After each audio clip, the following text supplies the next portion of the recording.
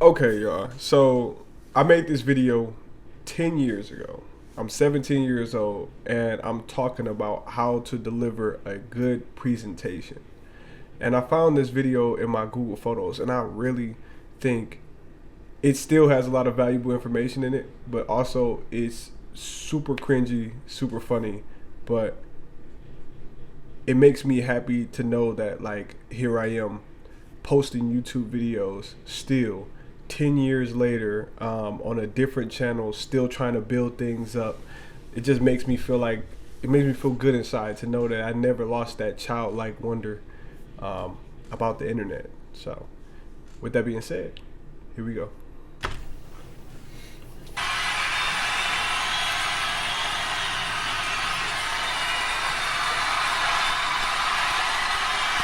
Yeah.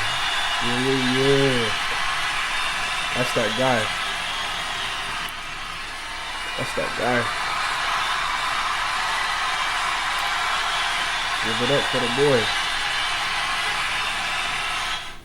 Okay.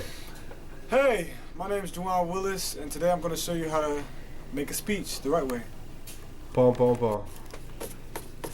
First up, vocal fillers and body language. Two very, very, very important things that you really need to learn in your speech. Alright, I'm going to need a member of the audience to come here. Anyone? Anyone? Raise your hand. Alright, come here. Alright. That's my little sister. That's the third youngest girl. I have 6 sisters and I have 4 brothers. So that is number 4 out of 6. Because the first 3 are older. Then it's me. Then the rest of my siblings. And then 3 youngest girls at the bottom. But yeah, I'm so happy that she was willing to be in this with me. When speaking, you want your body erect, your chin level. Mm-hmm. You want this My brother to in be, the background. you know, perfect. Jesus, peace. So the air can just come from your body into your throat, out your mouth, and speak. This is perfect body language. Look at this. Strong, confident, amazing. You know what? I just gotta say, I really love the charisma, man. Like, you got it. Like, I don't know what it is, kid, but you got it, man. You got it. You're going places, kid. You're going places. Yeah. Nah, I was really having fun with this. Okay. Next up, vocal fillers. Here are a few examples. Ah. Yeah. AKA, I don't know what I'm talking about. So, vocal fillers is, I feel like they happen when you have a lack of preparation or a lack of knowledge on the subject.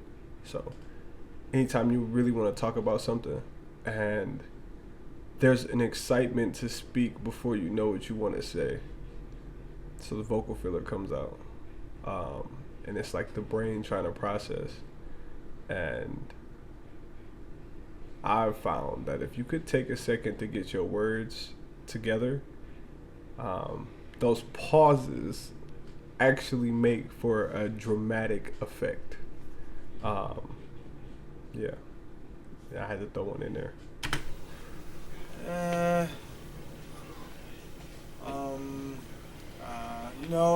Those are vocal fillers. You know, I use a lot of those. That's just the way I talk. I finished the class. You guys haven't yet. This is for all the future students. Vocal fillers will take your grade down dramatically. So don't use them. That's the only way. That's the only way. I'm going to need another vocal filler, guys. Vocal fillers. I'm going to need another another vocal filler. It's crazy because I presented this video to my speech class, and we were learning how to give speeches. Back senior year of high school, I had almost no classes. I had senioritis. I was barely in class. I was always late. I had it first hour, and I put a lot into this video. It might not look like it, but at the time, at 17 years old, running track, playing basketball, doing a million different things, and also having all those siblings when you get home, so many distractions, and being in the city of Flint, being able to do all and get into all type of things. I put a lot of effort into this compared to what a lot of other people did. And it was cool because what turned out to be a lot of effort for me gave my teacher a laugh. And that was a form of like reassurance that I don't think I ever got like in high school, ever.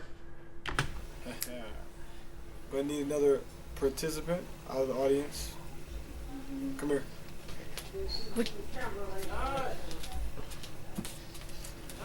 Guys, let me tell you something about posture. Posture.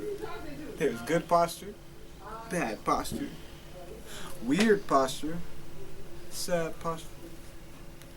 Hey guys, but I just want to show you. Jordan, show him some bad posture. Show him some bad posture, you know. Who wants to listen to a speaker that talks like this? Not me. Not me. Make me want to throw my book at him. Yeah. So why don't you? Yeah. Violence. Hey, No Little Sisters was hurting the making of this program. She thought it was funny. We thought it was funny. We got a good laugh at it. This was scripted. It may not look like it, but this was extremely scripted. But yeah. All right. You saw That the notepad posture? right there, you can't tell the words. No, Jordan, I'm show literally the good reading posture. off of it. In between Like 10? takes. There you go. Yeah. That's all.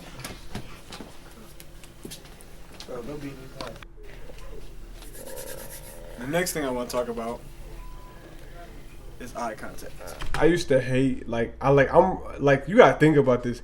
You recording in a house full of people. Like I'm not recording in like a house where it's only like 10, 15, you know, like where it's only like one or two, mom, dad, you know, brother, sister. Like I'm recording in a house full of people. It's like 20 people in the house at one time, plus my grandma lived with us. And my cousins live with us. Like I'm recording in a house full of people in a corner in the living room, in the den. You feel me? So yeah. No one wants a speaker that's going to sit there and talk like this. Yeah, guys, you guys should definitely try bungee talking or something. You know, nobody's going to... No, that's bad. You need good eye contact. To look them in their souls. Picture them naked. Wait, no, don't do that. Don't picture them naked. But look them in their souls. Don't let them intimidate you. You intimidate them. And you know what's crazy? This was my mindset as a 17-year-old. This was my mindset on giving a speech. This is my mindset on everyday life. Because this was one of the only classes that I got an A in. And it was just because I'm a yapper. I love to talk. And I love to dominate conversations. And I love to debate. I also love to get physical. Also love to fight. But I'm just one of those people who confidence came natural to me as a kid after after middle school, because I was so good in sports. And because I excelled in sports afforded me a lot of friends. And when it afforded me a lot of friends, me being tall, good at sports, that afforded me a lot of female attention. And when I had a lot of female attention and I was like very known, and you know, like I could walk by girls and hear like, oh, he goofy but he fine. Like look, man, Yuck. Yuck. Yuck. Alright, let me chill out. Talking about, the left one, not the right one, ever. It's about skin 30. Got a appointment with my masseuse in a few hours. About skin 30, so I'm fine. But I'm gonna give the class a lesson on projecting your voice. You gotta find that happy medium. You don't wanna be too high, you don't wanna be too low. You wanna make sure they hear you, but you wanna make sure you're not screaming at them. You know what I mean? Just wanna make your voice kind of, allure the audience. Make them wanna, like, gosh, who is this guy? Don't make him stop talking, because I love his voice. That's what you need. Yes. That's what you need. Watching this video, the one thing I feel is love. And I feel love because I'm like, I love myself. Damn it. And not in a narcissistic way, but I've come so far. But what's crazy is all of that confidence that I had right there. I went out into college and I had a few bad experiences, and life almost knocked the confidence out of me. And now here I am, 27 years old, 10 years later, and the confidence is back. Like, it never really left, but I killed my ego, which caused me to be too humble, which caused me to be walked all over. So somewhere along the line, I got my ego back to where, like, now I command respect, baby. Give me some sugar, baby. No homo. I got my socks on. You gotta do. You gotta have one of those Barack Obama voices. My fellow Americans. Bro, I thought I was Barack Obama for real. Like, in high school, I thought I was Barack Obama, bro. Like, I thought I was the Barack Obama of Flint.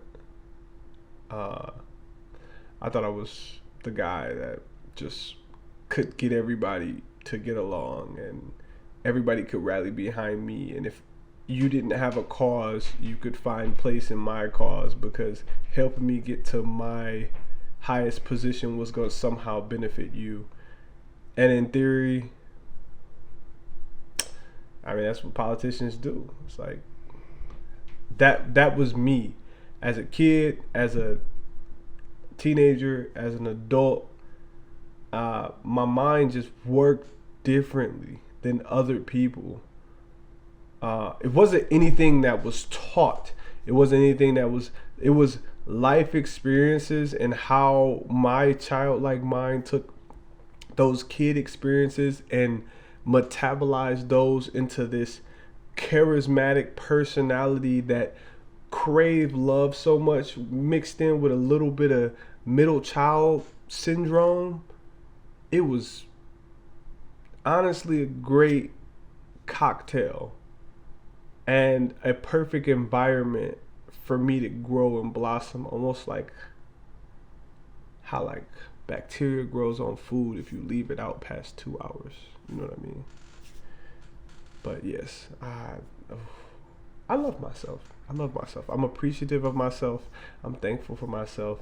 And I just really love myself. And if you're watching this, if you have videos of yourself 10 years ago, watch them, and watch them with love. I don't care about how cringy they are, but just watch the video with love, because you deserve the love. You are you, and you are the only you that there is ever going to be. And there's not a single person on this earth that will ever be able to do you better than you can do you. There is not a single person on this earth that will ever be able to love you more than you can love you. And God. So, with that being said, you guys keep being yourselves. Cute little people. Okay. Talk about that monotone. Ha. Sorry guys, this is kind of one take. They call me One Take Drake. They don't call me One Take Drake for nothing. But let's talk about monotone. A, B, C, D, E, F, G. That's monotone. Even then, I was Now, working on my vocal let's put a little inflections. vocal variety on it. Switch it up, give it a little pizzazz, imagination, A, B, C, D, E, F, G. There you go. I can't sing, but you guys get the point. You guys Get the point, yeah. No, the last thing I'm really going to talk to you guys about that I feel like really could have helped out the class of 2016, Miss Miller's favorites. The way you need to dress before a speech. You dress for the occasion. Now, if you're doing your senior exit, you're not going to walk in there in sweats. But if you're doing, like, let's say, a speech about your favorite hobby, favorite thing to do, like those TED Talks, how to find love. She's not dressed up. Jeans, maybe a button up, maybe some chucks, some light, It's all about dressing for the occasion. And it's all up to you. It's up to your judgment, and it's your responsibility. On that note, class, Boy, jump crispy on him. this is Hey. all of my tips to help you succeed Hey. in public speaking. And I appreciate the class. I want to thank Ms. Miller for teaching me. I want to thank my classmates for being great peers. Vocal filler. But yeah, that's my farewell. Goodbye. Oh my gosh, I love it. I love it. What a smart young man. He's going places, man. I don't know where he is now. He's going places. Hey, shit. High school was definitely not the highlight of my life, by the way. I would say the highlight of my life is now. Right now, I feel like is the highlight of my life. High school, for me, was probably one of the most painful experiences I've ever been through in my life. I went to school with that energy every day, but I came home absolutely depressed and exhausted. But I went to school to entertain. Going to school was about entertaining, keeping everything simple, avoiding confrontation. And now, I like to entertain, but just on my terms. So I think I've carried all of that with me, and I hope that this video does good for you guys. But yeah, I really appreciate you guys. So yeah.